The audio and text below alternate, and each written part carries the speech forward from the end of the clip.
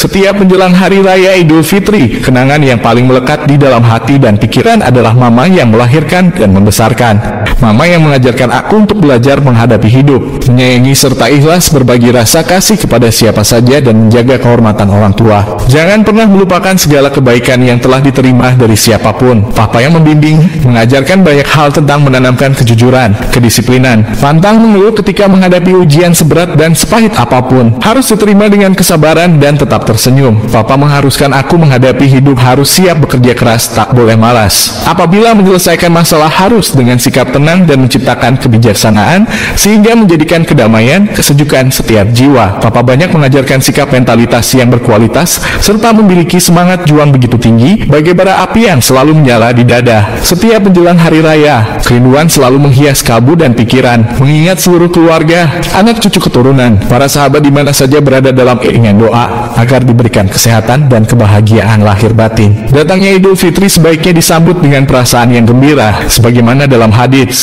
dari Anas radhiyallahu anhu. Ia berkata, Rasulullah shallallahu alaihi wasallam datang ke Madinah, dan pada saat itu penduduk Madinah memiliki 2 hari di mana mereka bermain-main, bersenang-senang pada kedua hari tersebut. Maka Rasulullah bertanya, 2 hari apakah ini? Mereka menjawab, pada masa jahiliyah kami bersenang-senang pada kedua hari ini. Maka Rasulullah bersabda, sesungguhnya Allah telah menggantikan bagi kalian yang lebih baik dari kedua hari tersebut, yaitu hari Idul Adha dan Idul Fitri. HR Ahmad kemudian disunahkan untuk mengeraskan takbir sebagaimana hadits Abdullah bin Umar radhiyallahu anhuma. Ia berkata, sesungguhnya Rasulullah sallallahu alaihi wasallam dahulu keluar dari rumahnya pada 2 hari raya. Beliau mengangkat suaranya dengan tahlil dan takbir. Kemudian dari Nafi, ia berkata, sesungguhnya Ibu Umar ketika keluar pada pagi hari Idul Fitri dan hari Idul Adha. Beliau mengeraskan takbir hingga sampai di tempat salat, kemudian bertakbir sampai imam datang, lalu bertakbir dengan takbirnya imam tersebut, mengikuti takbir imam. Saat mendatangi tempat pelaksanaan sholat Aid, kita dianjurkan untuk berjalan kaki sebagaimana hadits yang diriwayatkan oleh hadits Ali radhiyallahu anhu.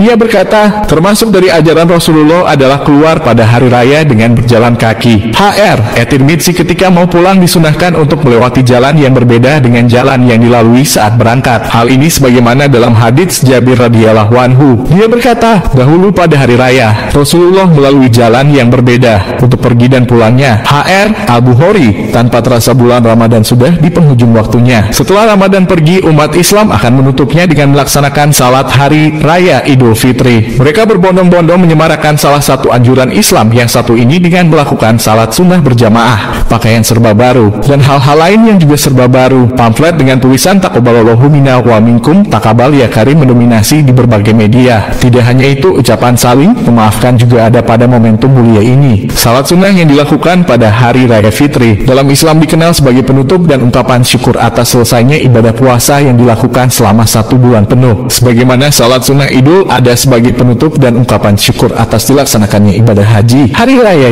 Idul Fitri merupakan suatu perayaan yang dilakukan umat Islam atas kemenangannya menahan diri dari makan dan minum serta menjauhi dari berbagai pekerjaan yang bisa mencederai pahala puasa Ramadan sebulan penuh. Pada hari itu syariat Islam mengharamkan pemeluknya melakukan puasa. Sejarah asal-usul Hari Raya Idul Fitri tidak bisa lepas dari 2 peristiwa, yaitu peristiwa Perang Badar dan Hari Raya Masyarakat Jahiliyah. Pertama, awal mula dilaksanakannya Hari Raya Idul Fitri pada tahun kedua Hijriah. Saat itu bertepatan dengan kemenangan kaum muslimin dalam Perang Badar. Kemenangan itu menjadi sejarah bahwa di balik perayaan Idul Fitri ada histeria dan perjuangan para sahabat untuk meraih kemenangan dan menjayakan Islam. Oleh karenanya, setelah kemenangan diraih umat Islam, secara tidak langsung mereka merayakan 2 kemenangan, yaitu kemenangan atas dirinya yang telah berhasil berpuasa selama 1 bulan dan kemenangan dalam Perang Badar. Kedua, sebelum Islam datang, kaum Arab Jahiliyah mempunyai 2 hari raya dirayakan dengan sangat meriah. Dalam sebuah hadits dijelaskan bahwa asal-usul disyariatkannya hari raya ini tidak lepas dari tradisi orang Jahiliyah yang mempunyai kebiasaan khusus untuk bermain dalam 2 hari, yang kemudian 2 hari itu oleh Rasulullah diganti menjadi hari yang lebih baik dan perayaan yang lebih baik pula, yaitu Idul Fitri dan Idul Adha. Rasulullah bersabda, artinya dari Anas bin Malik, Rasulullah bersabda, kaum Jahiliyah dalam setiap tahunnya memiliki 2 hari yang digunakan untuk bermain. Ketika Nabi Muhammad datang ke Madinah, Rasulullah bersabda, kalian memiliki 2 hari yang biasa digunakan bermain. Sesungguhnya Allah telah mengganti 2 hari itu dengan hari yang lebih baik, yaitu Idul Fitri dan Idul Adha. HR Abu Dawud An-Nasai. Keutamaan Hari Raya Idul Fitri. Hari Raya Idul Fitri tidak hanya sebuah momentum atas kemenangannya, menahan diri dari makan dan minum serta menjauhi dari berbagai pekerjaan yang bisa mencederai pahala puasa. Lebih dari itu, Hari Raya Idul Fitri merupakan suatu hari yang harus dibanggakan, karena pada hari tersebut Allah menjanjikan ampunan bagi orang-orang yang melaksanakan ibadah salat Hari Raya Idul Fitri. Rasulullah bersabda, diriwayatkan dari Ibnu Mas'ud dari Nabi Muhammad bahwa Nabi bersabda, ketika umat Nabi melaksanakan puasa pada bulan Ramadan dan mereka keluar untuk melaksanakan salat Idul Fitri, maka Allah berfirman, wahai malaikatku, setiap yang telah bekerja akan mendapatkan upahnya, dan hamba-hambaku yang telah melaksanakan puasa Ramadan dan keluar rumah untuk melakukan salat Idul Fitri serta memohon upah dari ibadah mereka, maka saksikanlah bahwa sesungguhnya aku telah memaafkan mereka. Kemudian ada yang berseru, wahai umat Muhammad, kembalilah ke rumah-rumah kalian, aku telah menggantikan keburukan kalian dengan kebaikan. Maka Allah berfirman, wahai hamba-hambaku, kalian berpuasa untukku dan berbuka untukku, maka tegaklah kalian dengan mendapatkan ampunanku terhadap kalian. Makna dan esensi Hari Raya. Syekh Sulaiman bin Muhammad bin Umar Abu Jairami dalam kitabnya Hasyiah Abu Jairami Al-Khatib memaknai esensi Hari Raya bukan sekadar tentang pakaian baru dan sesuatu yang serba baru. Meski pada dasarnya dianjurkan menggunakan pakaian baru, pada hakikatnya bukan itu maksud dan makna dari Hari Raya yang sesungguhnya. Syekh Sulaiman mengatakan, faedah Allah menjadikan 3 hari raya di dunia untuk orang-orang yang beriman, yaitu Hari Raya Jumat, Hari Raya Fitri, dan Idul Adha. Semua itu dianggap hari raya setelah sempurnanya ibadah dan ketaatannya. Dan Idul Fitri bukanlah bagi orang yang menggunakan pakaian baru, namun bagi orang yang ketaatannya bertambah. Idul Fitri bukanlah bagi orang yang berpenampilan dengan pakaian dan kendaraan, namun Idul Fitri hanyalah bagi orang yang dosa-dosanya diampuni.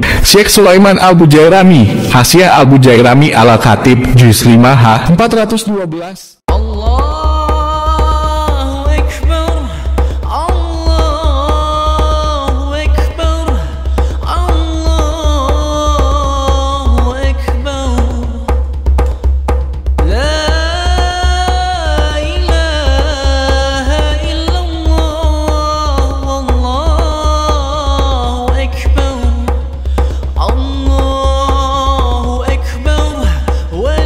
ولله الحمد.